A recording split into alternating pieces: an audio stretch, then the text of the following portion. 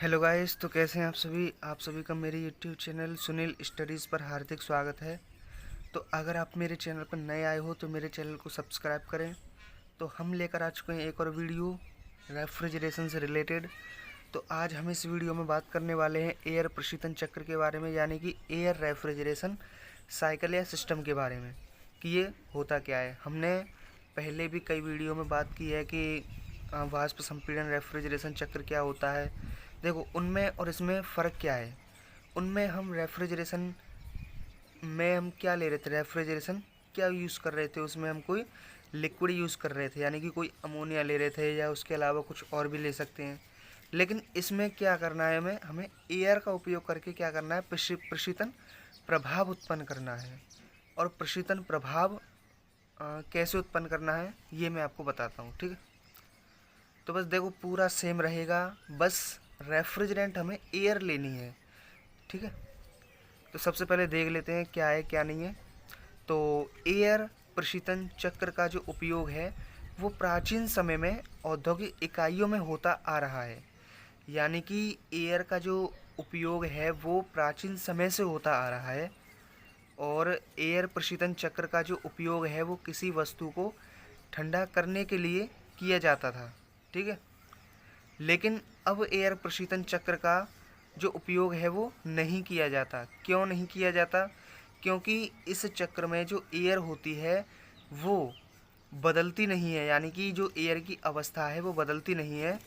संपूर्ण चक्र के दौरान जो है वो गैसीय अवस्था में ही होती है, ठीक है। तो अब एयर प्रशीतन चक्र को दो भागों में विभाजित किया जा सकता है। अब इसके दो पार्टों के बारे में समझते हैं कि एयर प्रशीतन चक्र के वो कौन कौन से दो भाग होते हैं। चलिए शुरू करते हैं। तो सबसे पहला जो भाग होता है वो है हमारा खुला वायु प्रशीतन चक्र जो होता है।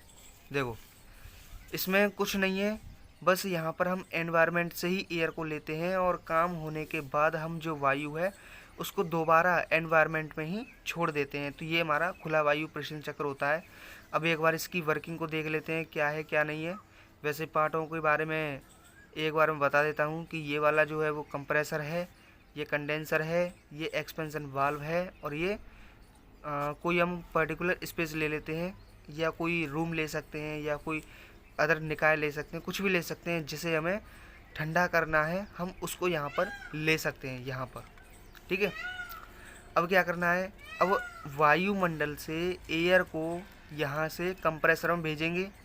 कंप्रेसर क्या करेगा, उस वायु को कंप्रेस कर देगा, ठीक है। जिससे कंप्रेस होने के बाद क्या होगा, उस वायु का जो ताप है और दाब है वो बढ़ जाएगा, ठीक है। अब इस बढ़े हुए ताप और दाब वाली वायु को हम कहाँ भेज देंगे, हम कंडेंसर में भेजेंगे। कंडेंसर में उस बढ़े हुए ताप और दाब वाली वायु कैसी हो जाएगी, ठंडी हो जाएगी यहाँ पर कंडेंसर में आकर। अब कंडेंसर के बाद उस वायु को हम एक्सपेंशन वाल्व में भेजेंगे, ठीक है। एक्सपेंशन वाल्व में आकर क्या होगा, उसका प्रसारण होगा, ठीक है।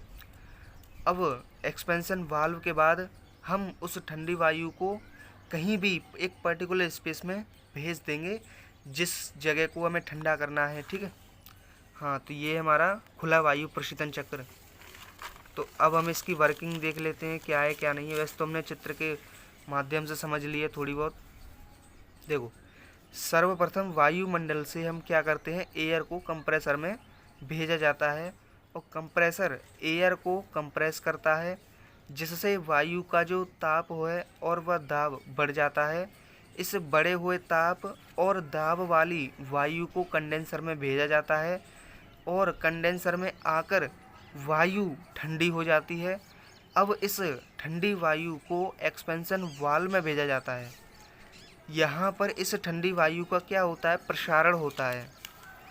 तत्पश्चात जिस स्थान या कोई कम रूम ले लो या कमरा ले लो आदि को ठंडा करना है वहाँ पर इसे भेजा जाता है, ठीक है। ठंडी वायु को हम वहाँ पर क्या करते हैं, भेज देते हैं। अब इस चक्र में एयर को वायुमंडल से लेकर पुनः वायुमंडल में ही छोड़ दिया जाता है। तो ये हमारा खुला वायु प्रशीतन चक्र होता है। अब हम बात करते हैं बंद वायु प्रशीतन चक्र की, ये कैसे काम करता है।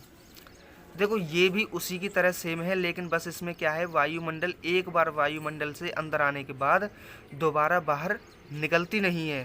ठीक है, तो इसमें भी देखो वही सेम पार्ट है। यहाँ पर कंप्रेसर है, ये कंडेंसर है, ये हमारा एक्सपेंशन वाल्व है। ठीक है, और ये कोई हमने बॉक्स ले लिया है जिसमें क्या है, कई सारे पाइप लगे हुए हैं। इनकी वर्किंग मैं आगे बताऊंगा क्या है कैसे है। और ये हमारे फैंस लगे हुए पंखे। तो यहाँ पर हमने वायुमंडल से क्या ले ली, एयर ले ली, फ्रेश एयर। उस फ्रेश एयर को कहाँ भेजते हैं हम, कंप्रेसर में भेजते हैं। कंप्रेसर क्या करता है, उस फ्रेश एयर को कंप्रेस करता है तथा उसके दाब और ताप में वृद्धि करता है। अब इस बढ़े हुए ताप और दाब वाली वायु को हम कंडेंसर में भेजते हैं। कंडेंसर उस बढ़े हुए ताप और दाब वाली वायु को ठंडा कर देता है।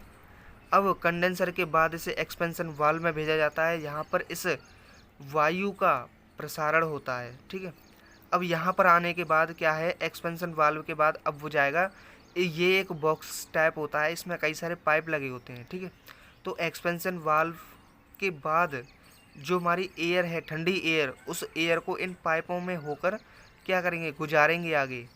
तो ठीक है, इनमें होकर गुजारेंगे। इन पाइपों के पीछे या ऊपर कह सकते हैं पंखे लगे हुए हैं।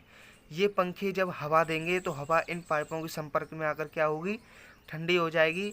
और ये इस हवा को जो ठंडी हो गई है उसे हम कहीं भी एक पर्टिकुलर स्पेस में भेज सकते हैं, जिसे भी हमें ठंडा करना है।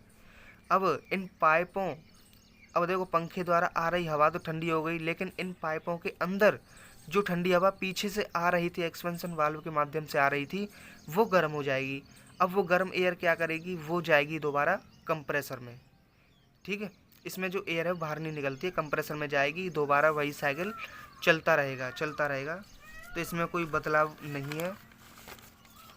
अब इसकी वर्किंग देख लेते हैं कि वर्क कैसे करता है ये।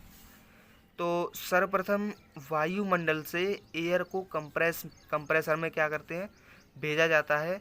कंप्रेसर एयर को कंप्रेस करता है, जिससे एयर का जो ताप है व दाब है वो बढ़ जाता है। इस बढ़े हुए ताप व दाब वाली वायु को हम कंडेंसर में भेजा जाता है, और कंडेंसर में आकर वायु ठंडी हो जाती है।